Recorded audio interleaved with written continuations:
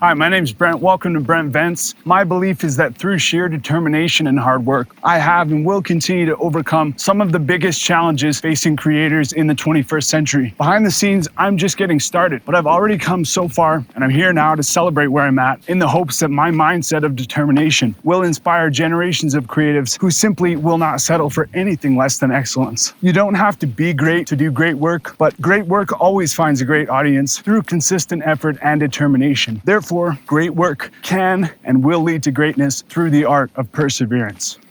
Have you ever remembered something that someone else did only to realize that you were the one who did that thing and not the other person?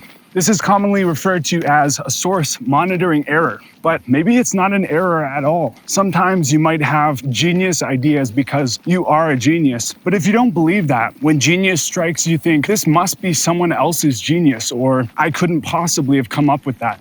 I must have stolen that idea. And it's not about humility or pride, and it's not necessarily about self-doubt either. This is a memory issue, and memory is really complex, so it can get very confusing, especially when you add empathy to the mix. Empathy, in simple words, is feeling what other people feel. The clearer the picture that someone paints for you, the more powerful the empathetic response. What this means is that if someone other than you makes you feel their pain, there is a real potential for you to later remember that pain as your own. I've experienced this myself, and I've seen it in other people countless times. Why is this significant? Because it's a really profound way for emotions to spread. And when emotions go viral, everyone feels it. I won't even begin to get into the ramifications of MDS, memory distrust syndrome, where one relies on external information to piece the puzzles together because they simply cannot rely on their own memory. And no, I didn't make up these terms, at least I don't think I did, but this is something we've seen throughout history, with examples like criminal interrogations, where an innocent suspect actually starts to believe that they're guilty of a crime due to the fact they've been repeatedly told by investigators, look, we know you did this, or even we have evidence that you did this, which isn't necessarily true, but if you're susceptible to believing the convincing words of that kind of authority figure, it is entirely possible that you could go to jail for the rest of your life for believing that you committed some heinous crime because someone told you so. And I would say in that case, physically being locked up in jail for the rest of your life would likely not be the worst part of that situation. The worst part would be internally wrestling with your own mind to try and figure out how you could possibly have committed those crimes when it would be so uncharacteristic of you to do anything like that. That is a mind fuck. There's a great example which is related to a phenomenon called cryptomnesia, where Paul McCartney awoke from a dream with a melody in his head. And because it was almost fully formed so suddenly in his mind, he didn't trust that he came up with it. He thought he might have stolen someone else's genius. And so he went on a mission to prove that the melody from his dream wasn't plagiarized. You might call this kind of paranoia related to the consequences of cryptomnesia, cryptonoia. Okay, that one I did make up, but then again, did I? I could literally make up almost any word right now and discover with a quick search that word has already been used. So if we can't trust our own minds, we obviously can't trust the internet. We can't trust authorities who lie to us. What do? Well, I guess we just do our best to make the right call based on what we think we know. I mean, how could we do anything more than that? If you ask the government, they'll probably say something like, we just need to monitor everything more closely and document real facts clearly to avoid any misunderstanding. But is that the solution? Because it sounds a bit like cryptonoia to me. I mean, sure, some people might say that Paul McCartney was doing a good thing by not just immediately recording and releasing the song he heard in his dream, but rather doing his due diligence to ensure he wasn't wrapped up in some kind of cryptomnesia case. And maybe all creatives should be a little more like Paul McCartney in that sense, for the sake of artistic integrity. But if the reason was simply to avoid a legal battle, then maybe that example had nothing to do with artistic integrity. George Harrison, on the other hand, was sued for subconsciously plagiarizing someone else's melody. The dark side of cryptomnesia. If one literally cannot remember the source of their inspiration, does it mean that person is then required to scour every available resource in order to avoid plagiarism?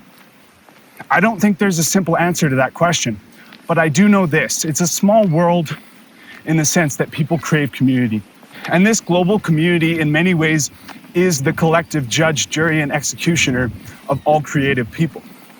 If some piece of art receives widespread acceptance and recognition, that's a really big deal, and it can contribute to shaping the lives of just about everyone on the planet. So how can we create art that will shape the world for the better? Well, I try to live by one golden rule, which is 2 words: marriage material. Okay, hear me out. The concept of marriage has evolved over time, but traditionally it was thought to be a symbol of unity between a man, a woman, and God.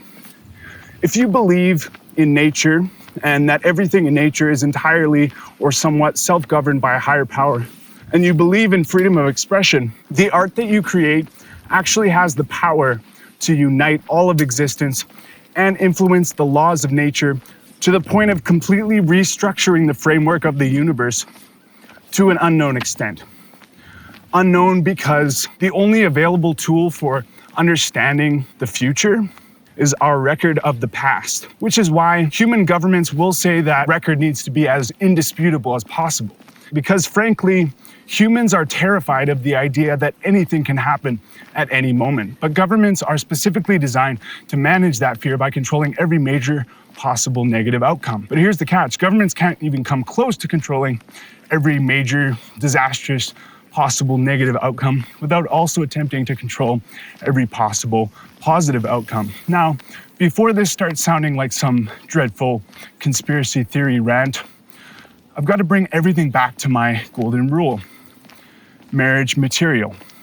If you were to envision a scenario where you presented your best art to your dream life partner, would you feel proud? Would you feel like what you created was worthy of being included as a backdrop to the ideal proposal to your ideal spouse? Or if you are married, ask yourself, does my art reflect the kind of person I want my life partner to see when they look at me? The kind of person who makes them proud to share this connection with me? If the answer is yes, then you are shaping the world for the better.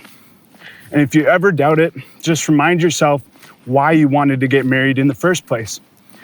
And if you never wanted to get married, just think about what gives your life purpose and meaning. Think about anyone who has ever made you feel like you meant something, like you mattered in the world. That should be your motivation. So get out there and make them proud. As for cryptomnesia or imposter syndrome, you got to start believing that you are capable of achieving great things. And it's a scary realization because in a way it can feel like you're disparaging or undervaluing the great work that's already out there, once you know that you're just as capable of creating at that level. And that's why maintaining a deep respect for your influences is so crucial. Artistic integrity can mean different things to different people, but I think at its core, it's about being honest with yourself when it comes to the things that really matter. Things like, who or what was I thinking of when I created my best art? Why did this mean so much to me? And is it worth keeping that feeling alive? You don't have to believe you're a genius or talented to know how it feels to create art that is truly marriage material. Because whether you're married to a person or married to your art, there will always be an audience of those who respect that level of commitment. And often that respect leads to positive change in the world. With that said, I think it's worth noting that social media is the ultimate breeding ground for cryptomnesia. With all the wannabes and copycats, it's truly a nightmare out there in terms of unknown negative cultural consequences. So what happens? Well, it just gets more and more censored. And that's part of what makes it very difficult to stand out while respecting your own beliefs and the beliefs of others.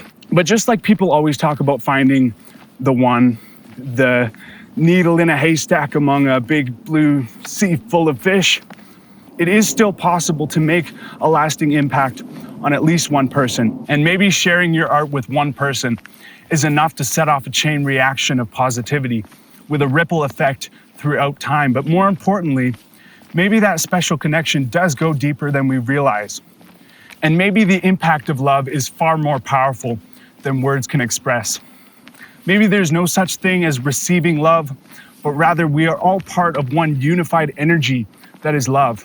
Because if everyone were to treat love not as some kind of currency or commodity, but as a massive, interconnected form of fluid energy, then everyone would understand with much more clarity the ways in which few words and small actions can have a long-lasting negative or positive impact. The more we lean towards negativity, the more governments will decide to intervene based on the evidence which tells them that doing nothing is no longer an option. The more we spread messages of hate, the more we express cynicism and pessimism within ourselves, the more we reduce our chances of ever discovering the amount of joy that can be felt through the act of sharing your art with the one who is so intimately connected to you through that powerful resonance of energy called love.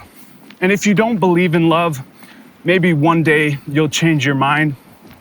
Until then, I'll leave you with this quote from Antoine de Saint-Exupéry: "Love does not consist in gazing at each other, but in looking outward in the same direction." They say there's nothing new under the sun.